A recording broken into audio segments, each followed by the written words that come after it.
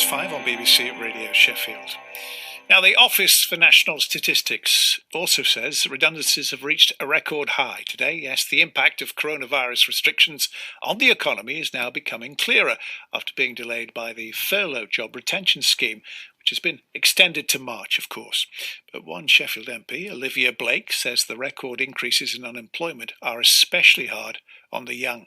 In her Hallam constituency, unemployment amongst 16 to 24-year-olds is up by 300%. And she's with us now on BBC Radio Sheffield. Good afternoon, Olivia. Good afternoon, Howie. So what are young people telling you about their circumstances then? Well, I think it's been really quite clear that young people have been hit in a lot of different ways by the coronavirus crisis, whether that's them at university, receiving their A-level and GCSE results, but also employment is a huge problem. And we know that there's a lot of people in Sheffield in particular in quite insecure work, in the hospitality sector, in particular, who have really been hit very hard by this crisis. And unfortunately, schemes like the job retention scheme have not protected their jobs. So we know that a lot of young people who have been talking to me have been very worried about their jobs throughout this process. And then, unfortunately, many of them have either been made redundant or have lost hours or have lost their jobs as a result of the uncertainty around these schemes continuing as well. Yeah, but the furlough scheme is back now until March, isn't it? Surely it was some kind of help, wasn't it?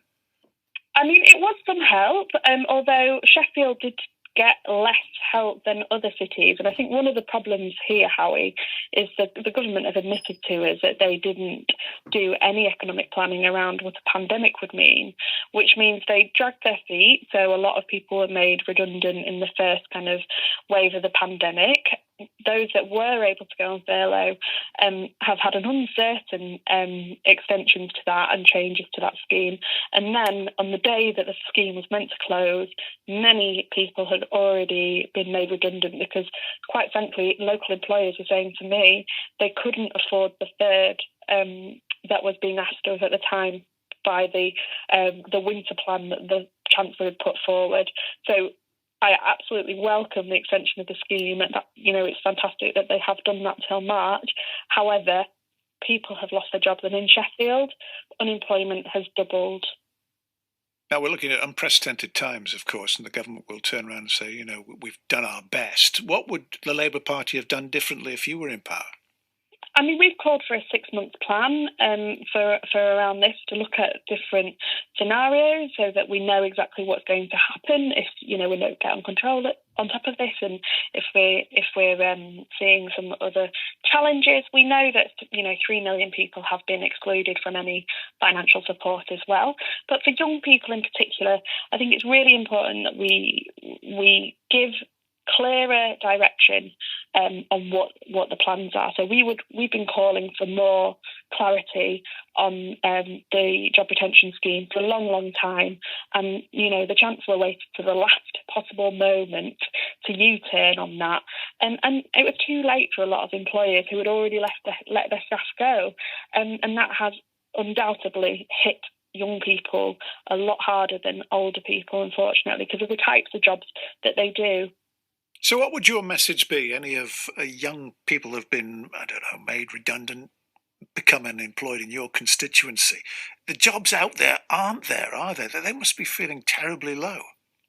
I mean, it's really hard, and like you say, youth unemployment has gone up by 300% in my constituency, which is massive. And a lot of sectors that young people work in are just not open at the moment, and probably won't be for the foreseeable future fully. So the amount of opportunities there are for some people are very difficult. And I know of cases of people losing their job in the first wave, getting a second job, and now not being able to claim under this new scheme now that their new workplace is closed as well.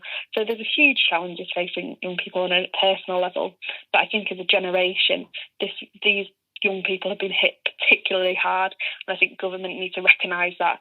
We know that the wages of young people are much lower. Things like the living wage don't kick in until a much older age. the gradient of pay from 16 to 21 is a huge problem as well. And to only get 80% of your wages, you're getting much, much less than other workers anyway.